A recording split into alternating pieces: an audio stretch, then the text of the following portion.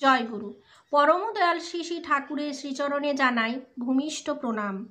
আপনাদের প্রতি প্রত্যেককে জানাই রানন্দিত জয় গুরু। আজ ইষ্ট প্রসঙ্গে আমরা আলোচনা করব, আমরা যদি পরম দয়ালকে ভালোবাসি আর পরম দয়ালের জন্য একটু হলেও সময় খরচ করি, ঠাকুর আমাদের ঠিক দেখে দেবেন, ঠিক দেখে দেবেন। কিভাবে দেখবেন সেটা ওনার দায়িত্ব, ওনার করণীয়, সেদিক নিয়ে আমাদেরকে চিন্তা করার দরকার নেই। আমার দেখাতে বিন্দুমাত্র খুঁত যেন না থাকে সেই দিকে দেখতে হবে। সারাটা দিন আমি আমার নিজের প্রোগ্রামে ব্যস্ত। দয়ালের প্রোগ্রাম কখন করলাম? সারাদিনের মধ্যে 5টা মিনিট তাকে নিয়ে প্রোগ্রাম করা আমাদের দরকার। এতে করে আমাদের শরীর মন সব দিকে ঠিক থাকে। তো আজকে এই নিয়ে কিছু আলোচনা করব।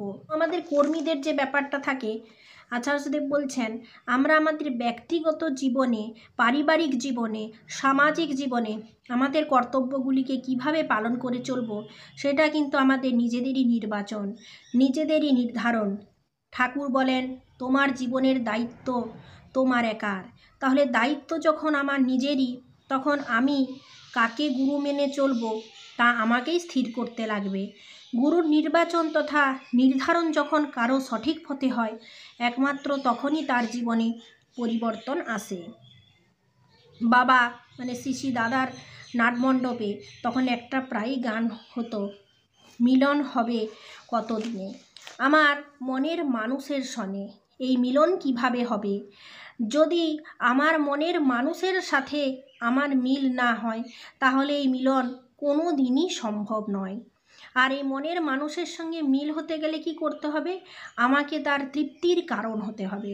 যেভাবে যে আঙ্গিকে যে প্রকাশে সেই তৃপ্তি হয়, ঠিক সেইভাবেই এখন কেউ তার মনের মানুষ রূপে যে কোনো কাউকে বা কিছুকে নির্বাচন করতেই পারে, তার জীবিকা, তার পরিবার কিংবা তার ঠাকুর। কিন্তু ঠাকুর ছাড়া মানুষ আর যাকেই মনের মানুষ মেনে থাক না কেন, সে চাইতে যাবে এক, সঙ্গে পাবে নানা কিছু। চাষি প্রার্থনা করছে আল্লাহ মেঘ দে, পানি দে। তারপর আল্লাহ যখন মেঘ বৃষ্টির সঙ্গে কাদাও দিলেন, বন্যাও দিলেন, তখন সে চাষি বলবে আল্লাহ আবার বৃষ্টি থামাও। তাহলে আমরা এমন জিনিস চাই বা কেন যার সঙ্গে অন্যগুলি পেলে আমাদের বিরক্তি আসে? বুঝতে পারছেন? যখন তখন ঠাকুরের কাছে চাইবেন না। একটা দীক্ষা নেওয়ার পরে আমাদের একটা নিয়ম থাকে, আপনারা কি জানেন? যে ঠাকুরের কাছে কিছু চাইতে নেই।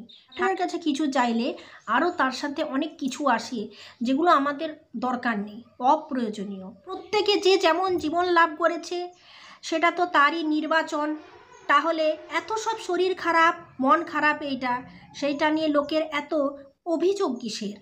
তোমার জীবন যদি সুখের হয়, তাহলে তোমার নির্বাচনেই তা দুঃখদায়ী হয়েছে, তাই নয় কি? তাহলে যা আমার জীবনকে, আমার পরিবারকে, পরিবেশকে এককাট্টা করে রাখতে পারো, আমার আদর্শ তাকে মজবুত রাখাটাই আমার একমাত্র কাজ, আর কিছু নয়। আমার মধ্য দিয়ে সেই এক আদর্শের প্রকাশ।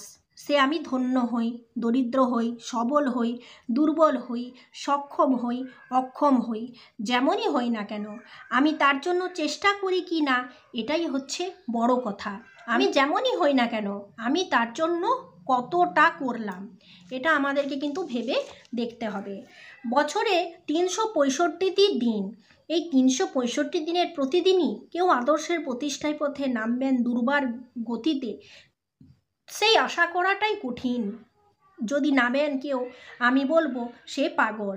আর এমন পাগল যদি দুজনও থাকে পৃথিবীতে, তাতেই পৃথিবীটা কিন্তু বদলে যাবে।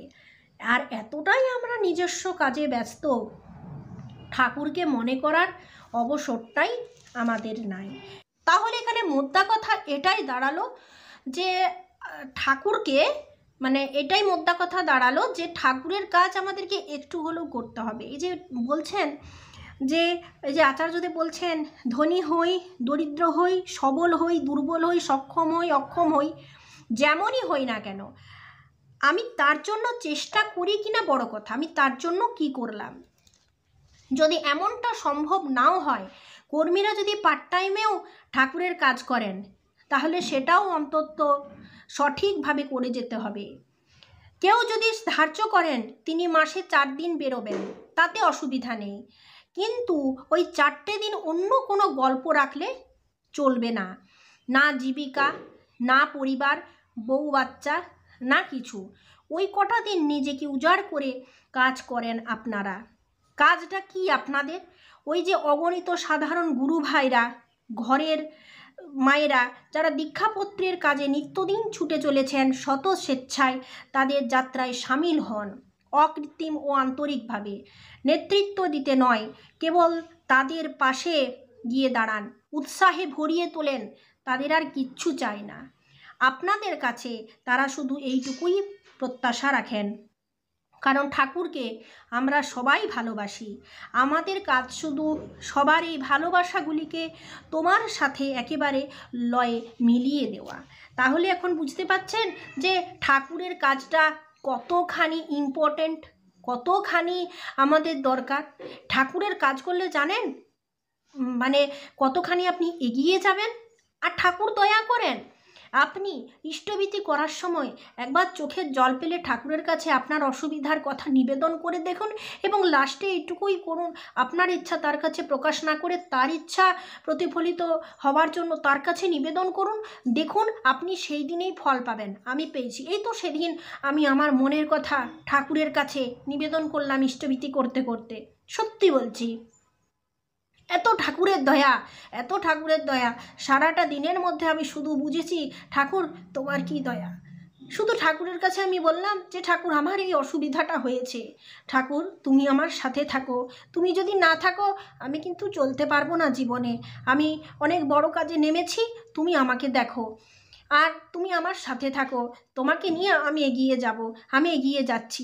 এরকমভাবে প্রার্থনা করার সাথে সাথেই অমনি সঙ্গে সঙ্গে আমার সঙ্গে এমন কিছু ঘটে গেল যা আমি আপনাদের এই মুহূর্তে অন্তত বলতে পারছি না।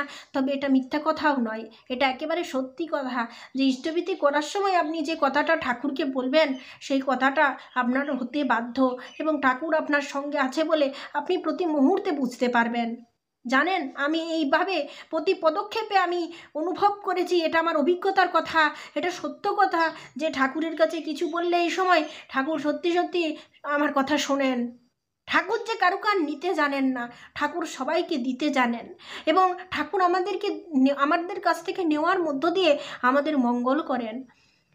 যে হারিয়ে গেছে যে দিনগুলো ঠাকুরই কিন্তু আবার ফিরিয়ে এনে দেবেন, কিন্তু ঠাকুরের যে সন্তানগুলো চলে গেছে সেই সন্তানগুলো ঠাকুরের কাছে ফিরিয়ে দেওয়ার দায়িত্ব শুধুমাত্র আমাদের। তার জন্য আচার্যদেব বলছেন কর্মীদের শুধু পথে নামতেই যা দেরি, যে জনপ্লাবন শুরু হয়েছে সে ঢেউই তো এই কাজকে অবলীলায় এগিয়ে নিয়ে যাবে। দিকে দিকে সাধারণ মানুষ যাজন কার্যে ছড়িয়ে পড়েছেন। ঘরের মায়েরা যারা এতদিন শুধু গায়ে আঁচল জড়িয়ে খুন্তি হাতে রান্না করে এসেছেন, তারা প্রতিদিন বাহির হচ্ছেন দীক্ষাপত্রের কাজে। যারা চাকুরিজীবী, ব্যবসায়ী, জীবিকার কারণে ঠাকুরের কাজে বেরোতে পারেন না বলে কষ্ট পাচ্ছেন, আমি তাদের বলি তুমি সারাদিন নিজের কাজ করো, কিন্তু ওই যে মায়েরা বেরোচ্ছেন রোজ, তুমি তাদের একদিনের টোটো ভাড়াটা বরং দিয়ে যাও। এটাই হোক তোমার যোগদান এই মহান কার্যক্রমে। আর বিপদকে তুচ্ছ করে জীবনকে আনন্দে ভরিয়ে দেওয়াটাই তো আমাদের কাজ। বিপদ তো আসতে যেতে থাকবে। বিপদ দেখে আমি যেন ঘাবড়ে না যাই, বরং বিপদ থেকে আমি কি মঙ্গল সৃষ্টি করতে পারি সেটাই আমার দেখার। বিপদে মঙ্গল সৃষ্টি করার ক্ষমতা কাদের আছে জানেন? যারা ঠাকুরকে নিয়ে আছে। কারা অসুবিধাকে সুবিধা করতে পারে জানেন? যারা ঠাকুরকে নিয়ে আছেন। কারা অভাবের মধ্যে মানুষকে দিতে পারে জানেন? যারা ঠাকুরকে নিয়ে আছেন। তারা অশান্তিতেও শান্তি করে থাকতে পারেন জানেন? যারা ঠাকুরকে নিয়ে আছেন। এই ক্ষমতাগুলো কে দেয় বলুন তো? কে দেয়? ঠাকুর দেয়।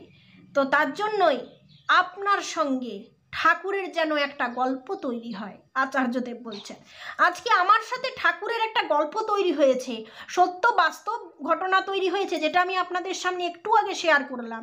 যে এই সেদিন 3 দিন এখনো পর্যন্ত হয়নি, আমি ঠাকুরকে এইভাবে নিবেদন করেছি যে ঠাকুর আমাকে একা লাগছে কেন, তুমি আমার সাথে থাকো, আমি একটা বড় কাজে হাত দিয়েছি, আমি যেন এগিয়ে চলতে পারি তোমাকে নিয়ে। ঠাকুর এমন সুযোগ আমায় দিয়েছেন আর এমনভাবে আমার পরিবর্তন এনে দিয়েছেন, আমি বুঝে উঠতে পারছি না যে দয়াল এমনভাবে মানুষকে দয়া করে থাকে। এই রকম আমার মতো, আমি অন্য কারোর কথা বলি না, আমি আমার মতো আপনাদের বলছি যে আপনাদের সঙ্গে দয়ালের একটা পার্সোনাল গল্প তৈরি হোক, যেটা আপনি প্রতি পদক্ষেপে বুঝতে পারেন যে ঠাকুর আপনার সাথে আছেন, ঠাকুর আপনাকে ভালোবাসছেন, কিন্তু আপনি তার জন্য কিছু করতে পারছেন না। কেন পাচ্ছেন না?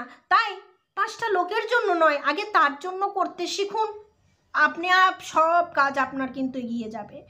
তার জন্য আমি অমঙ্গলের মধ্যে মঙ্গল সৃষ্টি করব, বিপদের মধ্য থেকে মঙ্গল সৃষ্টি করব, অসুবিধাকে সুবিধা করব, আর যখন অভাব থাকবে তখন মানুষকে দেব।